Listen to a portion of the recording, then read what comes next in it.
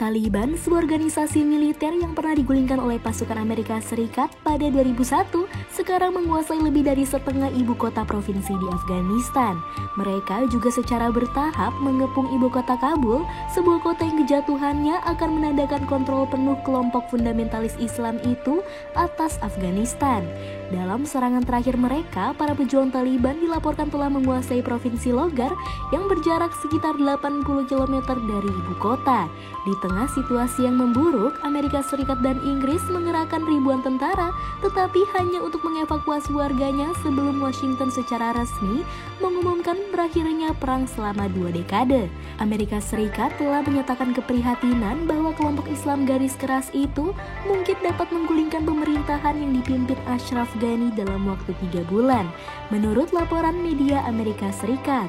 Pada 1994, Mullah Muhammad Omar mendirikan Taliban dengan puluhan pengikut untuk menantang kejahatan dan korupsi yang merajalela selama Perang Saudara. Taliban secara harfiah berarti mahasiswa dalam bahasa Pashto.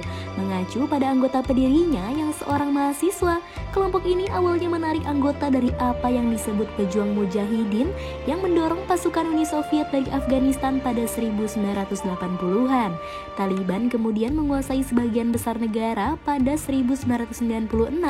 Haibatullah Akhundzada, sarjana hukum Islam, adalah pemimpin tertinggi Taliban yang memegang otoritas terakhir atas urusan politik, agama, dan militer kelompok itu. Menurut kantor berita Reuters, Haibatullah mengambil alih kepemimpinan setelah pendahulunya, Akhtar Monsuar, tewas dalam serangan drone Amerika Serikat di dekat perbatasan Afghanistan-Pakistan pada 2016. Mullah Abdul Ghani Baradar mengepalai kantor politik Taliban dan merupakan bagian dari tim yang merundingkan penyelesaian politik dengan berbagai pemangku kepentingan di Doha. Taliban yang sempat populer di awal-awal terbentuknya karena janjinya untuk mengekang kejahatan dan korupsi. Kemudian menjadi terkenal karena secara brutal memaksakan versi syariah mereka yang keras. Gadis-gadis dan wanita Afghanistan khususnya menanggung beban rezim Taliban yang melarang mereka untuk bersekolah dan kerja. Laporan menunjukkan bahwa kelompok tersebut telah menggunakan taktik lama untuk menindas perempuan atas nama sistem Islam yang asli. Taliban kembali berjanji untuk memulihkan perdamaian dan keamanan bagi para pengikutnya, sementara ratusan ribu warga sipil mengungsi karena takut akan penganiayaan.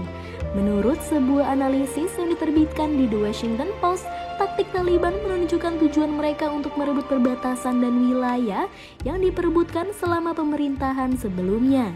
Mengambil kendali atas daerah-daerah ini mungkin memungkinkan Taliban untuk menekan lawan-lawan politiknya sambil menghasilkan pendapatan puluhan juta sebelum akhir tahun, kata laporan itu. Menunjukkan kelompok itu mengambil kendali kembali dari pemerintah Afghanistan terpilih dalam beberapa hari mendatang.